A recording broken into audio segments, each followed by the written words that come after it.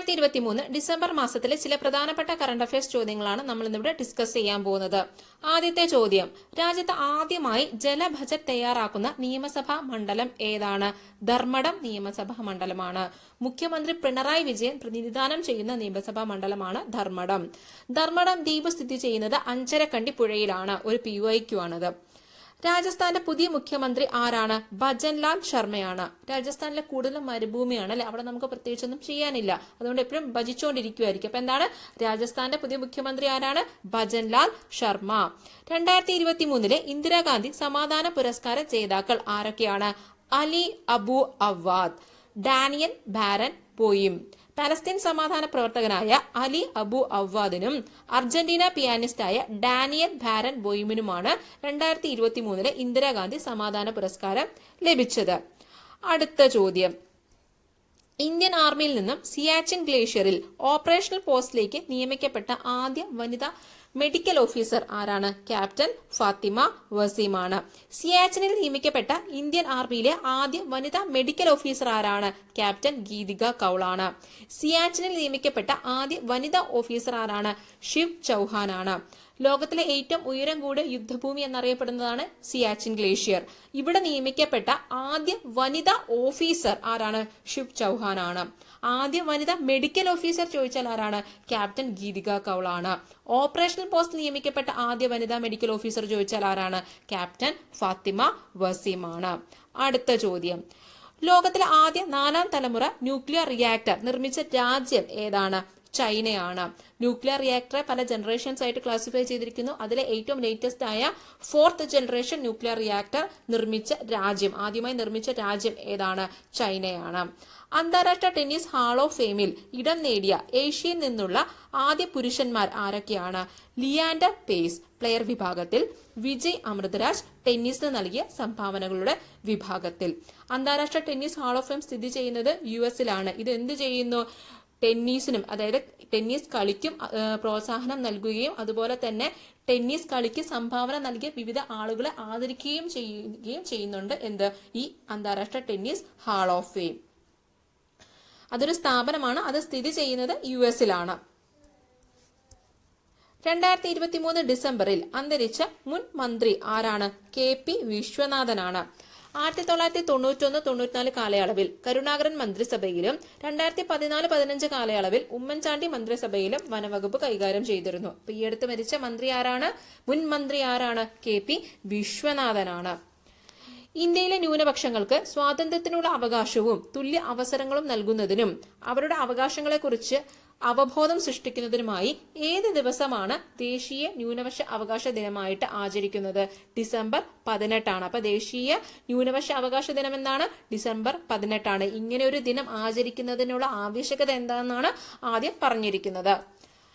കുടിയേറ്റക്കാരുടെ അവകാശങ്ങൾ സംരക്ഷിക്കുവാനും കുടിയേറ്റത്തിന്റെ പരിവർത്തന ശക്തി പ്രയോജനപ്പെടുത്തുന്നതിൽ ആഗോള സമൂഹത്തെ ഒന്നിപ്പിക്കാനുമായി നിലവിൽ വന്ന അന്താരാഷ്ട്ര കുടിയേറ്റ ദിനം എന്നാണ്? ഡിസംബർ 18. അപ്പൊ അന്താരാഷ്ട്ര കുടിയേറ്റ ദിനം എന്നാണ്? ഡിസംബർ 18. ഈ കുടിയേറ്റ ദിനം ആചരിക്കുന്നതിന്റെ ആവശ്യകതയാണ് ആദ്യ ഭാഗത്ത് പറഞ്ഞിരിക്കുന്നത്. 2023 അന്താരാഷ്ട്ര കുടിയേറ്റ ദിന പ്രമേയം എന്താണ്? ആക്ട് ടുഡേ എന്നതാണ് 2023 അന്താരാഷ്ട്ര കുടിയേറ്റ ദിനത്തിന്റെ പ്രമേയം. 2023 ഡിസംബറിൽ കേരളത്തിൽ റിപ്പോർട്ട് ചെയ്ത കോവിഡ് വകഭേദത്തിന്റെ പേരെന്താണ്? JN1 എന്നാണ്. 2023 വിജയ് ഹസാര ട്രോഫി നേടിയത് ആരാണ്? ഹരിയാനയാണ്. ഏതുമായിട്ട് ബന്ധപ്പെട്ടിരിക്കുന്നു വിജയ് ഹസാര ട്രോഫി? ക്രിക്കറ്റുമായിട്ട് ബന്ധപ്പെട്ടിരിക്കുന്നു. കേരള കാർട്ടൂൺ അക്കാദമിയുടെ ചെയർമാനായി തിരഞ്ഞെടുക്കപ്പെട്ടത് ആരാണ്? സുധീർ നാഥാണ്. ടെസ്റ്റ് ക്രിക്കറ്റിൽ അമ്പയറായ ആദ്യ ഇന്ത്യൻ വനിത ആരാണ്? വൃന്ദ രതിയാണ്. ടെസ്റ്റ് ക്രിക്കറ്റിലാണ് കേട്ടോ. ടെസ്റ്റ് ക്രിക്കറ്റിൽ അമ്പയറായ ആദ്യ ഇന്ത്യൻ വനിത ആരാണ്? വൃന്ദ രതി. പ്രഥമ ഖേലോ ഇന്ത്യ പാരാ ഗെയിംസിൽ മെഡൽ ടേബിളിൽ ഒന്നാമതെത്തിയത് ആരാണ്? ഹരിയാനയാണ്. പ്രഥമ ഖേലോ ഇന്ത്യ പാരാ ഗെയിംസിന്റെ വേദി എവിടെയായിരുന്നു? ന്യൂഡൽഹി ആയിരുന്നു. പ്രഥമ ഖേലോ ഇന്ത്യ പാരാ ഗെയിംസിൽ കേരളത്തിന്റെ സ്ഥാനം എത്രയായിരുന്നു? 17ാം സ്ഥാനമായിരുന്നു. പ്രഥമ ഖേലോ ഇന്ത്യ പാരാ ഗെയിംസിന്റെ ഭാഗ്യചിഹ്നം എന്തായിരുന്നു? ഉജ്ജ്വല എന്ന കുരുവിയാണ്. അപ്പൊ പ്രഥമ ഖേലോ ഇന്ത്യ പാരാ ഗെയിംസ് എവിടെ വെച്ച് നടന്നു? ഡൽഹിയിൽ വെച്ച് നടന്നു അല്ലെ. ആരാണ് ജയിച്ചത്? ഹരിയാനയാണ് 1ാം സ്ഥാനത്തെത്തിയത്. കേരളത്തിന്റെ സ്ഥാനം എത്രയായിരുന്നു? 17ാം സ്ഥാനമായിരുന്നു. ഇതിന്റെ ഭാഗ്യചിഹ്നം എന്തായിരുന്നു? ഉജ്ജ്വല എന്ന കുരുവിയായിരുന്നു. ഗോവ വിമോചന ദിനം എന്നാണ് ഡിസംബർ 19. 1961 പോർച്ചുഗീസുകാർ ഗോവ വിട്ടുപോകുന്നത്. പോർച്ചുഗീസ് ആധിപത്യത്തിൽ നിന്നും ഗോവ സ്വതന്ത്രമായതിന്റെ സ്മരണാർത്ഥമാണ് ഡിസംബർ 19 ഗോവ വിമോചന ദിനമായിട്ട് ആചരിക്കുന്നത്. അപ്പൊ ഡിസംബർ 19 ഗോവ വിമോചന ദിനം. ഈജിപ്തിന്റെ പ്രസിഡന്റായി വീണ്ടും തിരഞ്ഞെടുക്കപ്പെട്ടത് ആരാണോ? അബ്ദുൽ ഫത്തേഹ് അൽ സിസിയാണ്. ഇദ്ദേഹമാണ് 2023 റിപ്പബ്ലിക് ദിനാഘോഷത്തിലെ നമ്മുടെ മുഖ്യ അതിഥി. അടുത്ത ചോദ്യം, ഇന്ത്യയിലെ ആദ്യ ബഹുഭാഷ AI പ്ലാറ്റ്ഫോം ഏതാണ്? കൃത്രിം ആണ്. ഇന്ത്യയിലെ ആദ്യ ബഹുഭാഷ AI പ്ലാറ്റ്ഫോമായ കൃത്രിം പുറത്തിറക്കിയ കമ്പനി ഏതാണ്? ഓലയാണ്. അന്റാർട്ടിക്കയിലെ മൗണ്ട് വിൽസൺ കൊടുമുടി കീഴടക്കിയ ആദ്യ മലയാളി ആരാണ്? ഷെയ്ഖ് ഹസൻ ഖാനാണ്. അടുത്തിടെ ഇന്ത്യൻ എയർഫോഴ്സ് വിജയകരമായി പരീക്ഷിച്ച വ്യോമ പ്രതിരോധ മിസൈൽ സംവിധാനത്തിന്റെ പേര് എന്താണ്? സമർ എന്നാണ്. ആകാശത്തിലെ 4 ലക്ഷ്യങ്ങളെ ഒരേ സമയം തകർത്ത ഇന്ത്യൻ മിസൈൽ ഏതാണ്?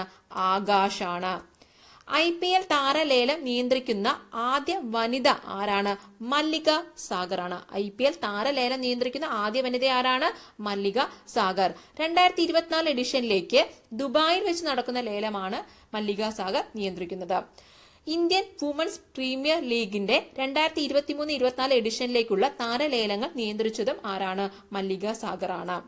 അടുത്ത ചോദ്യം, സുസ്ഥിര വികസന ലക്ഷ്യങ്ങൾ കൈവരിക്കുന്നതിന് ആഗോള ഐക്യദാർഢ്യം പ്രോത്സാഹിപ്പിക്കുന്നതിനുമായി നിലവിൽ വന്ന അന്താരാഷ്ട്ര മനുഷ്യ ഐക്യദാർഢ്യ ദിനം എന്നാണ്? ഡിസംബർ 20. 2023 ലോകബാങ്ക് പ്രസിദ്ധീകരിച്ച റിപ്പോർട്ട് പ്രകാരം ലാർജസ്റ്റ് റെസിപ്പിയന്റ് ഓഫ് റെമിറ്റൻസിൽ ഏറ്റവും മുന്നിലുള്ള രാജ്യം ഏതാണ്? ഇന്ത്യയാണ്. 2023 ഫിഫ വനിതാ ലോക റാങ്കിങ്ങിൽ 1ാം സ്ഥാനത്തുള്ള രാജ്യം ഏതാണ്? സ്പെയിനാണ്. 2ാം സ്ഥാനത്ത് USA, 3ാം സ്ഥാനത്താണ് ഇന്ത്യ ഉള്ളത്. ദേശീയ ഗണിത ദിനം എന്നാണ്? ഡിസംബർ 22. ആരുടെ ജന്മദിനമാണ് ഇന്ത്യയിൽ ഗണിത ദിനമായിട്ട് ആചരിക്കുന്നത്? പ്രശസ്ത ഗണിതശാസ്ത്രജ്ഞനായ ശ്രീനിവാസ രാമാനുജന്റെ സ്മരണാർത്ഥം അദ്ദേഹത്തിന്റെ ജന്മവാർഷിക ദിനമായ ഡിസംബർ 22 ദേശീയ ഗണിത ദിനമായിട്ട് ആചരിക്കുന്നു. അപ്പൊ ദേശീയ ഗണിത ദിനം എന്നാണ്? ഡിസംബർ 22. റെസ്ലിംഗ് ഫെഡറേഷൻ ഓഫ് ഇന്ത്യയുടെ പുതിയ പ്രസിഡന്റായി തിരഞ്ഞെടുക്കപ്പെട്ടത് ആരാണ്? സഞ്ജയ് സിംഗ് ആണ്. കേരള സർക്കാർ രൂപീകരിച്ച അർബൻ പോളിസി കമ്മീഷന്റെ ചെയർമാൻ ആരാണ്? M സതീഷ് കുമാർ ആണ്. മലയാള ഭാഷയ്ക്കുള്ള കേന്ദ്ര സാഹിത്യ അക്കാദമി അവാർഡ് 2023 അർഹനായത് ആരാണ്? EV രാമകൃഷ്ണനാണ്. മലയാളം നോവലിന്റെ ദേശങ്ങൾ എന്ന കൃതിക്കാണ് അവാർഡ് ലഭിച്ചത്. കേന്ദ്ര സാഹിത്യ അക്കാദമി ബാലസാഹിത്യ പുരസ്കാരം 2023 മലയാളം നേടിയത് ആരാണ്? പ്രിയ AS ആണ്. കൃതി ഏതാണ്? പെരുമഴയത്തെ കുഞ്ഞിതളുകൾ. അന്താരാഷ്ട്ര ക്രിക്കറ്റിൽ ഇന്ത്യക്കായി സെഞ്ചുറി നേടിയ ആദ്യ മലയാളി ആരാണ്? സഞ്ജു സാംസൺ. അടുത്തിടെ വിരമിച്ച ഇന്ത്യൻ ഗുസ്തി താരം ആരാണ്? സാക്ഷി മാലിക് ആണ്. സാക്ഷി മാലിക് 2016 ഒളിമ്പിക്സിൽ വെങ്കലം നേടിയിരുന്നു.